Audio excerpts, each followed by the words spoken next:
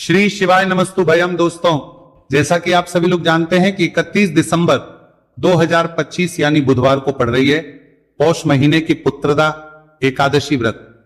और दोस्तों, यह वह तिथि है जो पौष महीने में पड़ने वाली सबसे बड़ी तिथि पुत्रदा एकादशी व्रत है। क्योंकि यह बुधवार के दिन पड़ना है, कहा है कि अगर कभी भी मौका लग जाए और 31 दिसंबर पौष महीने की पुत्रदा एकादशी बुधवार को पड़ जाए तो आप लोग को हल्दी वाले पानी का उपाय तो अवश्य ही करना चाहिए। इन दोनों का संयोग बहुत कम आता है।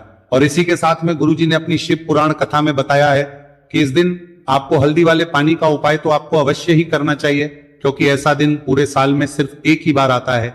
और दोस्तों, आप सभी लोग जानते हो कि 31 दिसंबर बुधवार एकादशी का अगर सबसे बड़ा कोई उपाय है तो हल्दी वाले पानी का उपाय है। तो दोस्तों, इस बुधवार के दिन आप लोगों को हल्दी वाले पानी का उपाय को जरूर करना है।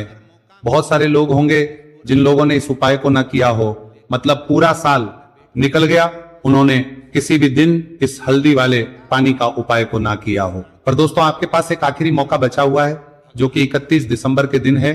तो इस दिन आप लोगों को इस वाले उपाय को जरूर कर लेना है। भले ही आपने पूरे महीने भर इस उपाय को ना किया हो, पर अगर आपने इस पौष महीने के 31 दिसंबर बुधवार एकादशी के दिन अगर इस वाले उपाय को कर लिया तो इस उपाय को करने का वो फल मिलेगा जिसकी आपने कभी कल्पना भी नहीं करी होगी।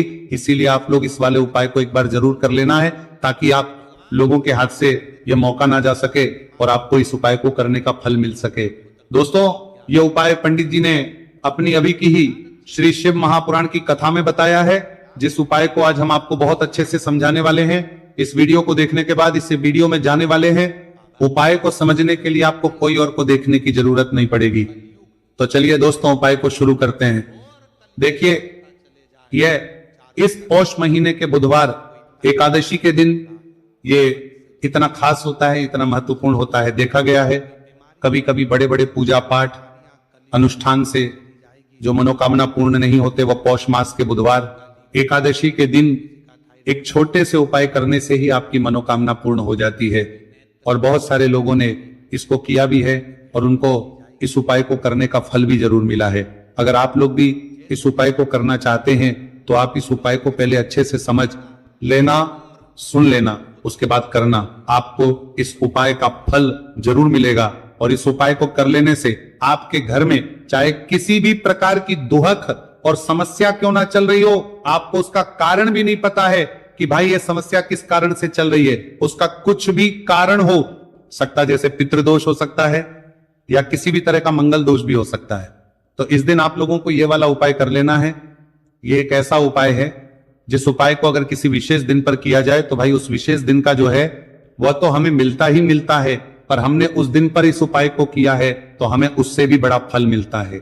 और फल बहुत जल्दी मिलता है, क्योंकि आप इस उपाय को बहुत ही बड़े और विशेष दिन पर कर रहे हो। तो चलिए अब के बारे में बात करते हैं।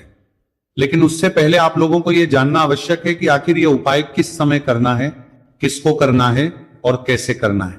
तो चलिए हम आगे आपको वीडियो में एक एक करके बता देते हैं।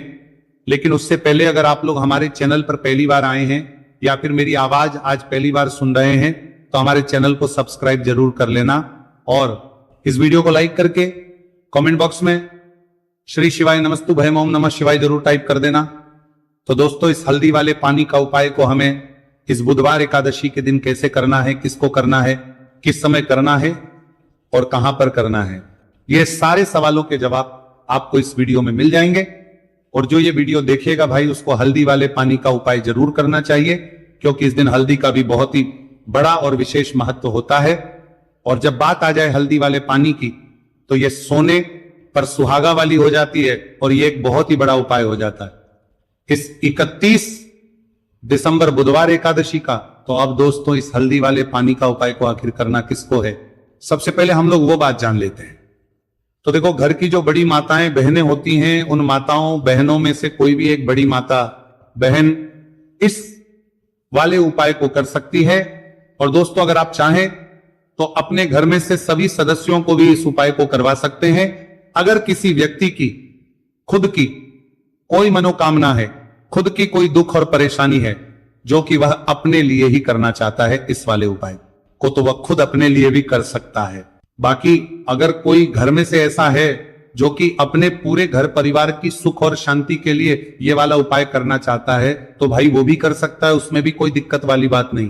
कहने का मतलब यह है कि इस उपाय को हर एक सदस्य भी कर सकता है और पूरे घर परिवार के सदस्य के लिए घर की बड़ी माताओं बहनों में से कोई एक मां भी कर सकती है।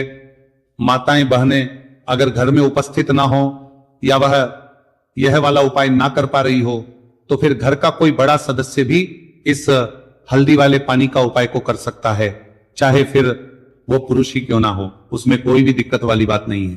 अब दोस्तों, जो अगला प्रश्न निकल कर आता है वह यह आता है, इस उपाय को लेकर के आखिर इस उपाय को हमें किस समय करना है, सुबह के समय करना है कि शाम के समय करना है? तो देखो, इस वाले उपाय को आप लोग सुबह के समय भी कर सकते हो और शाम के समय प्रदोष काल में भी कर सकते हो। अब अगर आप पूछो कि भाई सर सबसे उत्तम समय कौन सा रहेगा इस हल्दी वाले पानी का उपाय को करने का, तो हम आपसे बस यही कहेंगे कि इस उपाय को आप सुबह के समय करेंगे तो ज्यादा बेहतर होगा।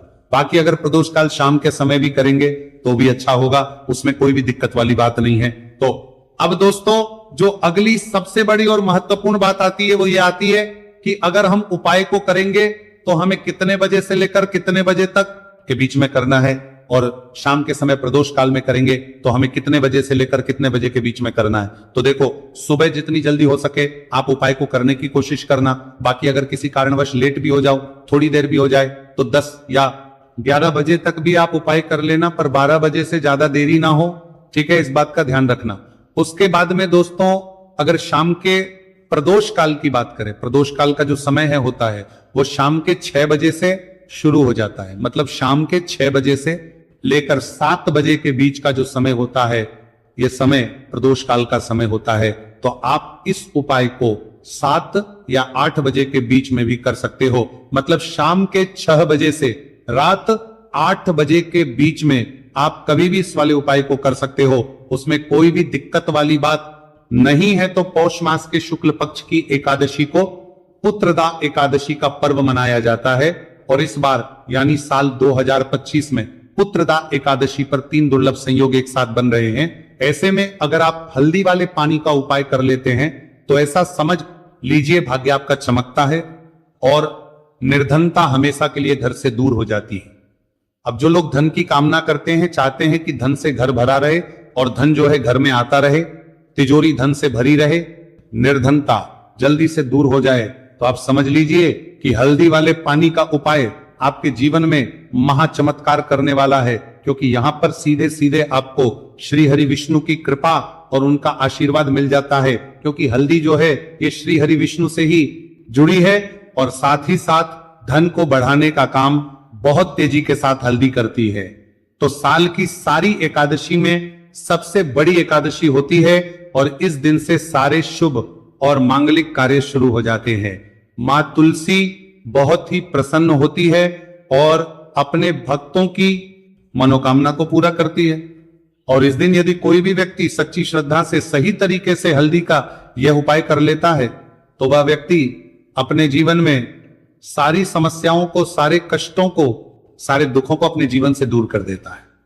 तो हल्दी का पानी जब आप अपने घर में डालेंगे ना, केवल आपके घर में धन आएगा, धन बढ़ेगा, बल्कि और भी जो आपके जीवन में दुख बीमारियां हैं, घर में क्लेश है, कष्ट है, सारे के सारे आपके जीवन से दूर होते हैं। क्योंकि यहां पर श्री हरि विष्णु के साथ मां लक्ष्मी की कृपा भी आपको मिलती है। साथ ही साथ आपको बता दें कि हल्दी जो है यह सुख और समृद्धि का प्रतीक मानी जाती है। जितने भी मांगलिक का हम करते हैं, शादी विवाह है ना, उनमें सभी में हम हल्दी जरूर लेते हैं, क्योंकि हल्दी सकारात्मक ऊर्जा को बढ़ाने का भी काम करती है, सकारात्मकता का प्रतीक होती है। और हल्दी जो है ये आपके घर में सुख समृद्धि को से बढ़ाती है। इसी के साथ जो लोग अपने घर में नकारात्मक शक्ति से परेशान हैं, बुरी शक्तियां अगर घर में आती हैं, घर में नजर पैसे को लगती है, व्यक्ति को लगती है, तब भी ये